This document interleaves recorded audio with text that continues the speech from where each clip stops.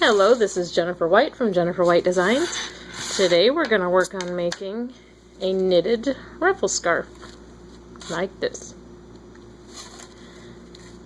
Except we are going to use this pretty purple color.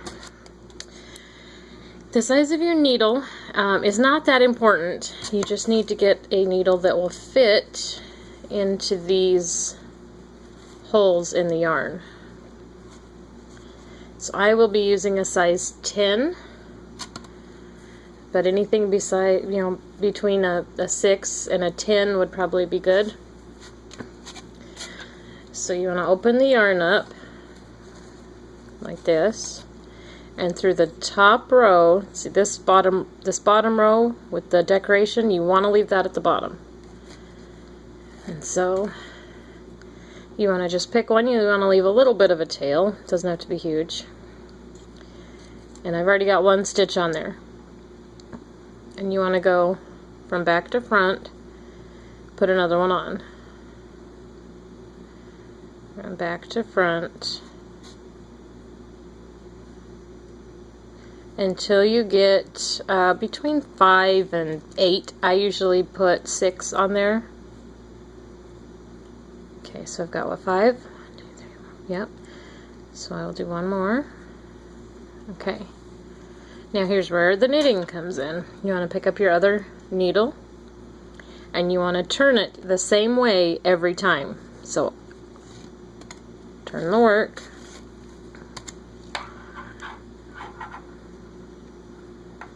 Actually, this is going to be a little tricky for me because I have really long needles and they're going to be banging into the table, but I will give it a try.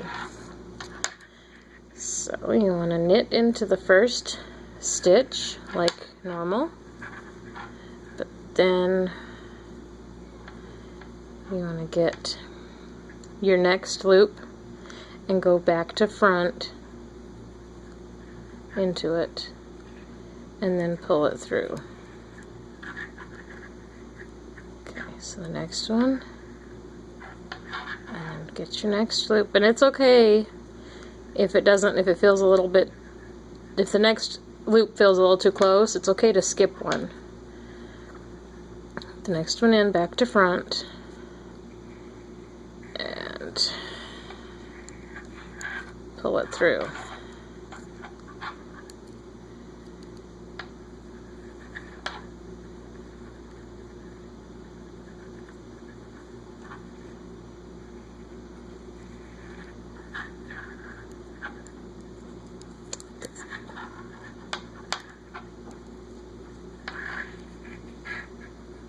The worst part about this is eventually your yarn is going to get very twisted, and so you're going to be fighting with that a lot.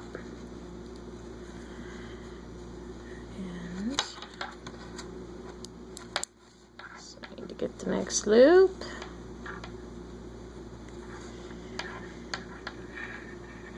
And this is a 1 skein scarf, so 1 is plenty to make a full-size scarf. Some of these even I've had to stop before I was done because it was getting longer than I wanted.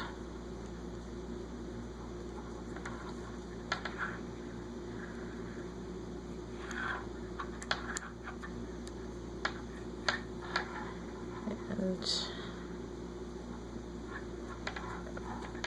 this is really all there is to it. When you get to the end, like I just did, you turn and keep going. But again, you want to make sure you're turning the same direction every time, because if I turned this way,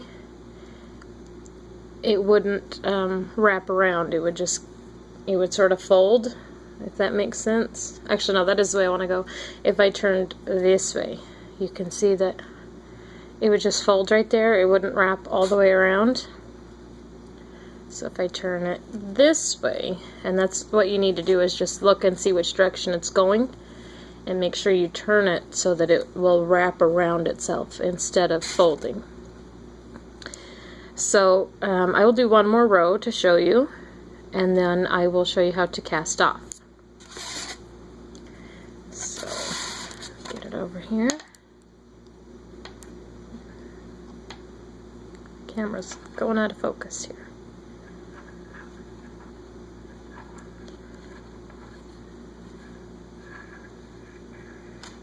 Oops. I got two of them in there.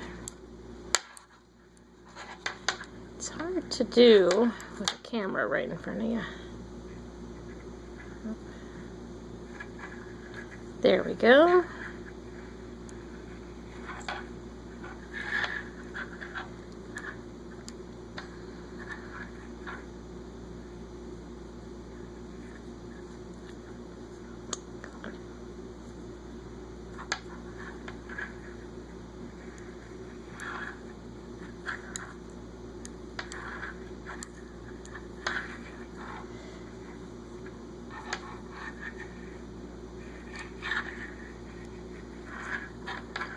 Hear that noise? It is the sound of my needles dragging on the table.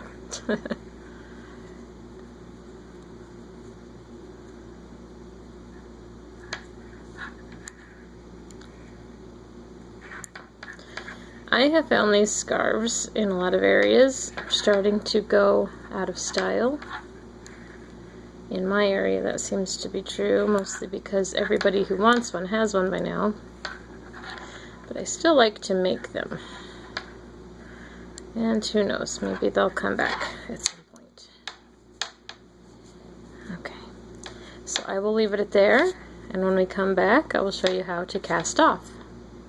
Okay, we're back. I'm not actually going to make a full-size scarf, as you can see. I'm just doing a little sample here. So to cast off, I'm going to go into the first stitch like normal.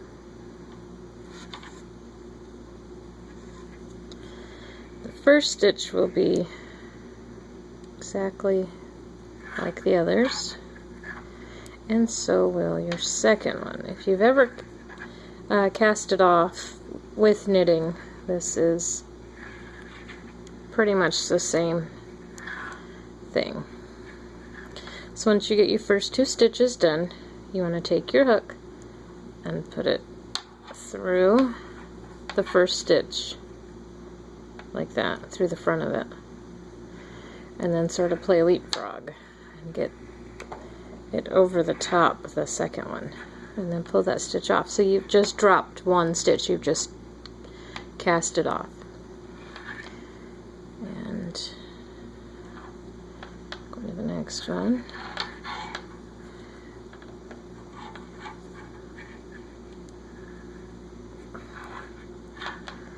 And then do the same thing again.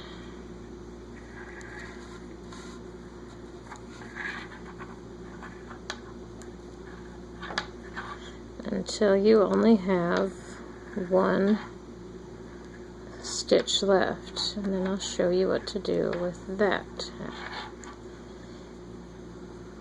Come on.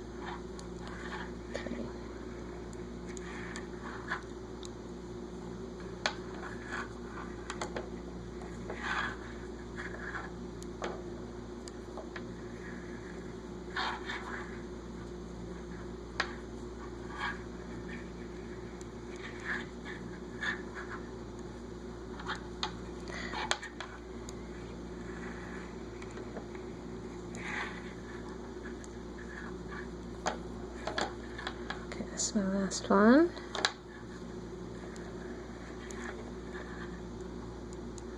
And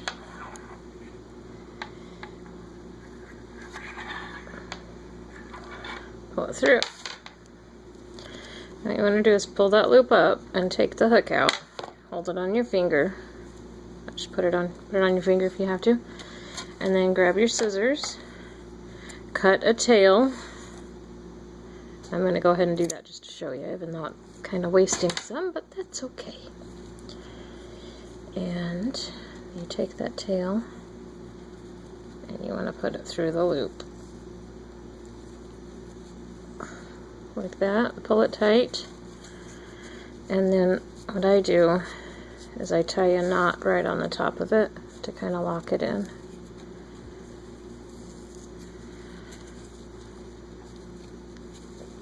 A tight one, and then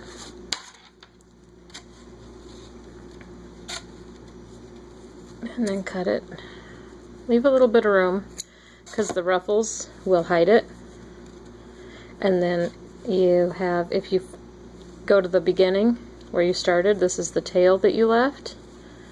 I just give it a tie too and do the same thing, just cut a little tail.